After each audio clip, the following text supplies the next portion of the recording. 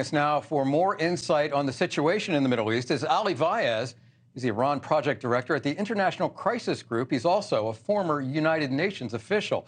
Ali, in the wake of those explosions in Iran, an Iranian warship entered the Red Sea, and the attack on Lebanon, just to name a few incidents, how close are we? I mean, this is the big concern, right?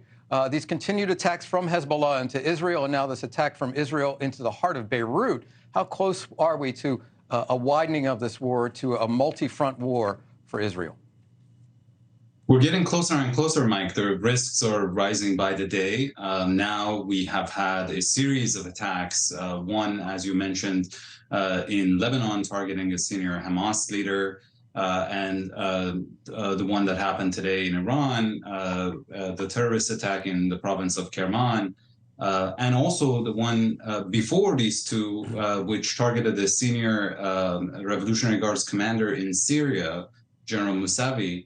All of these together could be part of a campaign of maximum provocation that could lead Iran and its allies in the region to commit a kind of mistake that would expand the war.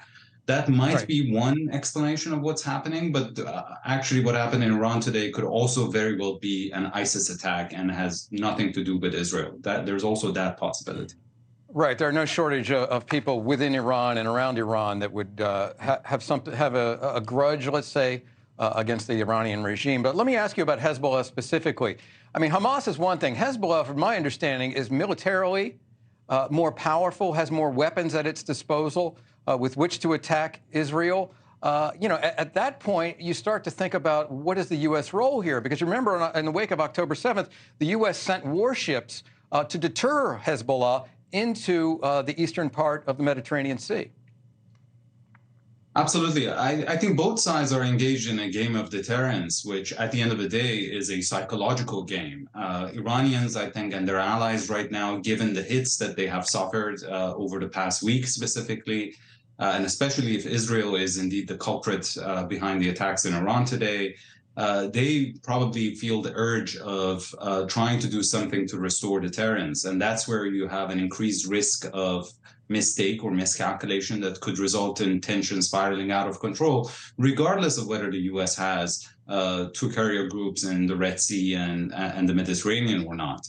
Because at the end of the day, for Iran and its allies, signaling weakness is much more dangerous than the potential risk of entering into a conflict with the U.S.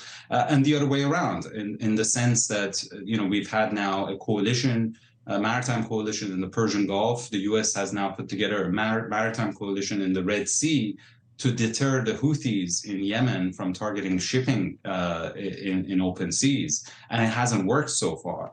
So it's a very, very dangerous game on both sides. And we're really at the mercy of a single miscalculation, given the wide geographical zone in which this is happening and the number of actors involved, both state and non-state actors. Is there an exit ramp to avoid a conflict between the United States and Iran here? I mean, what has to happen? You mentioned the Houthis, the Hamas, Hezbollah, all proxies of Iran, all sort of threatening, harassing American interests, whether they be commercial vessels in the Red Sea or warships in the Red Sea or one of America's closest allies, Israel. Well, Mike, I think the only way to try to avoid those risks is to bring this conflict in Gaza to an end. The more this conflict is prolonged, the more and the higher the risks of, again, a mistake or a provocation that could result in a regional conflagration that nobody actually wants. But throughout history, we've had a lot of episodes, 1914, the First World War being a clear example of that none of the key actors wanted a major conflict, but they ended up in one. Despite their desires. And right now, let me add another complicating factor here, which is the fact that Iran's nuclear program is now closer than ever to the verge of weaponization. And so if at some point the Iranians decide that the regional deterrence has suffered, they might very well decide to cross the Rubicon and develop nuclear weapons, which would be disastrous for the region, the U.S. and Israel. Thank you for watching, and make sure you go to joinnn.com to find NewsNation on your television provider. And don't forget to click the red subscribe button below to get more of NewsNation's fact-driven, unbiased coverage.